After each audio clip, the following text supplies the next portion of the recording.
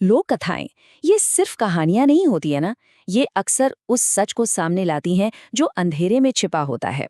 खासकर वो सच जो हमारे सबसे बड़े डर, धोखे से जुड़ा हो। तो चलिए आज हम एक ऐसे ही प्राणी की कहानी में उतरते हैं और उसके पीछे के सच को समझने की कोशिश करते हैं। एक पल के लिए सोचिए, क्या हो अगर वो इंसान जिस पर हम सबसे ज्यादा भरोसा करते हैं, असल में वो हो ही नहीं जो वो दिखता है, एक बहरूपिया हो। ये सवाल ये हमारे विश्वास की नींव हिला देता है ना? क्योंकि जब पहचान ही एक धोखा बन जाए तो फिर सच क्या है और झूठ क्या? तो पहला हिस्सा है अंधेरे में धोखेबाज। यहीं से हम पहचान के उस गहरे सवाल में उतरेंगे जो जन्म देता है भारतीय लोक कथाओं के एक बहुत ही खौफनाक प्राणी को, जिसका नाम है छलावा। जैसा कि नाम से ही जाहिर है, छल करने वाला, एक ऐसा जीव जो हमारे सबसे गहरे भरोसे को अपना सबसे खतरनाक हथियार बना लेता है। अब आते हैं हमारे दूसरे हिस्से पर, कार में एक अजनबी। अब हम एक कहानी सुनेंगे, एक ऐसी कहानी जो एक बिल्कुल आम सी रोड ट्रिप की तरह शुरू होती है, लेकिन बहुत जल्द एक ऐसे खौफनाक मोड़ पर पहुंच जाती है जहां भरोसा और धोखा आमने सामने आ जाते हैं। तो ये कहानी है निशा की। वो एक शादी के लिए निकल रही है, अपने बॉयफ्रेंड मानव से मिलना है, पर मानव आया ही नहीं। उसका फोन भी बंद।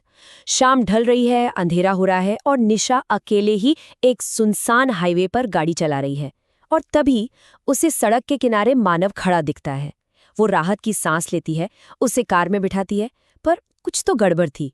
उसकी आंखों में वो अपनापन नहीं था जो निशा हमेशा देखती आई थी। अब कार में बैठा मानव अजीब अजीब बातें करने लगता है, भूतों की कहानियां सुनाने लगता है, और वो भूत और प्रेत का फर्क ऐसे बता रहा है जैसे कोई एक्सपर्ट हो। कहता है कि भूत तो किसी के शरीर में घुसते हैं, पर प्रेत वो तो खुद किसी का भी रूप ले सकते हैं, और उनमें सबसे खतरनाक होते हैं पिशाच। ये सब सुन सुनकर निशा की घबराहट बढ़ने लगती है। ये मानव तो ऐसा नहीं था। और फिर कहानी में आता है सबसे बड़ा ट्विस्ट। निशा को सड़क के किनारे हनुमान जी का एक छोटा सा मंदिर दिखता है, तो वो दर्शन के लिए रुक जाती है। पर मानव वो कोई ना कोई बहाना बनाकर कार के पास ही रुक जाता है। मंदिर के अंदर एक साधु निशा को रोकते हैं, और जो वो कहते हैं उससे निशा के होश उड़ जाते हैं। वो कहते हैं, जो तुम्हारे साथ है वो तुम्हारा दोस्त नहीं बल्कि एक पिशाच है, एक छलावा। साधु ने पूरी बात समझाई कि जब निशा इंतजार कर रही थी और अपने फोन में मानव की तस्वीर देख रही थी, तब ये प्राणी पास के ही एक पेड़ पर बैठा था। उसने तस्वीर देखी और मानव का रूप धर लिया ताकि निशा को धोखा दे सके। और इसका सबसे बड़ा सबूत, वो हनुमान मंदिर के पास आने से डर रहा था। उसका असली मकसद निशा को किसी सुनसान जगह ले जाकर खत्म करना था। वो साधु निशा को हनुमान जी की भभूत देते हैं, जो उसकी ढाल बन जाती है। डरी हुई निशा तेजी से कार में बैठती है और गाड़ी भगा देती है। और तभी वो प्राणी अपने असली भयानक रूप में आ जाता है। वो कार पर हमला करता है, लेकिन आस्था की शक्ति के आगे वो टिक नहीं पाता और निशा की जान बच जाती है। तो अब आते हैं तीसरे हिस्से पर, कभी न खत्म होने वाली सड़क। पहली कहानी में हमने देखा कि छलावे ने एक अकेले इंसान को निशाना बनाया था, लेकिन अब हम एक ऐसी कहानी देखेंगे जहां वो एक पूरे के पूरे समूहों को अपने जाल में फंसाता है, और इस बार उसका धोखा देने का तरीका बिल्कुल अलग है। सोचिए, एक बारात लौट रही है। कार में है नई दुल्हन रीमा और उसका पति सुदीप। रास्ते में पानी के लिए वो एक टूटे से हैंडपंप पर रुकते हैं। पानी लेने के लिए सिर्फ ड्राइवर कार से बाहर जाता है, ठीक है। फिर वो लोग करीब 1 घंटे तक गाड़ी चलाते हैं और अचानक खुद को उसी टूटे हुए हैंडपंप के पास पाते हैं। वो बार बार घूम घूम कर उसी जगह लौट रहे थे, जैसे किसी मायाजाल में फंस गए हों, और डर धीरे धीरे उन पर हावी होने लगा था। अब जब सब इस रहस्यमयी चक्कर में फंसे हुए हैं, तभी रीमा अपने पति सुदीप के कान में कुछ फुसफुसाती है।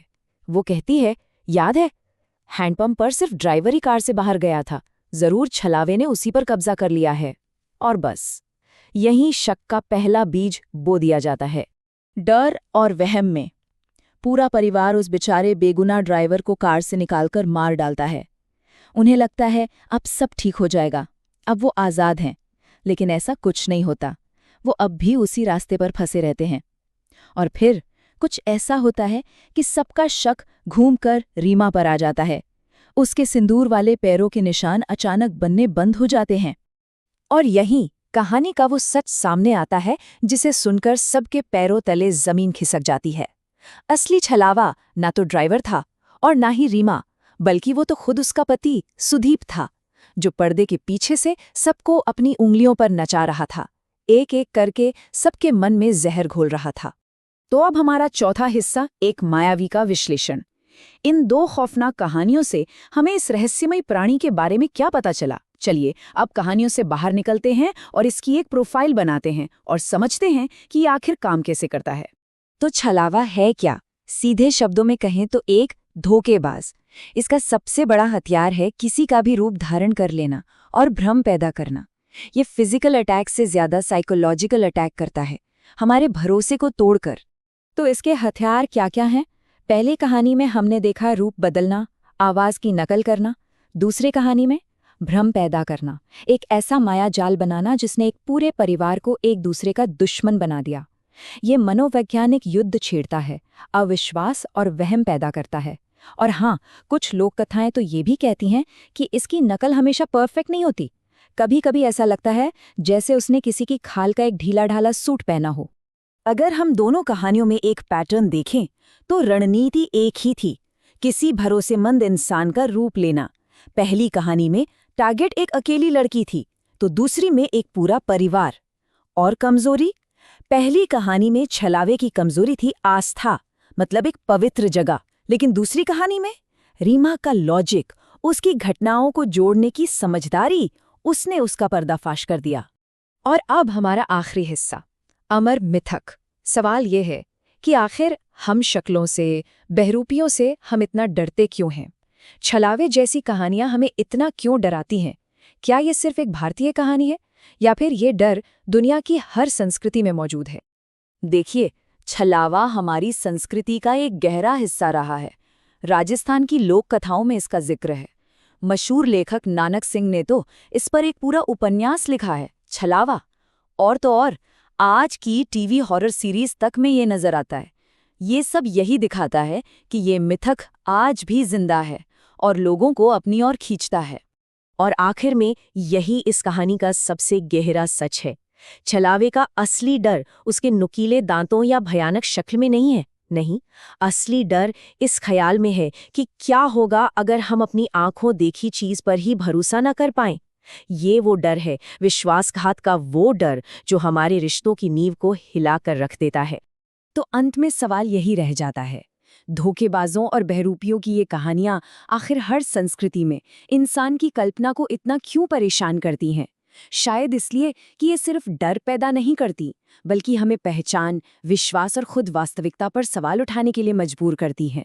और शायद यही वजह है कि ये कहानियां सदियों बाद भी जिंदा हैं।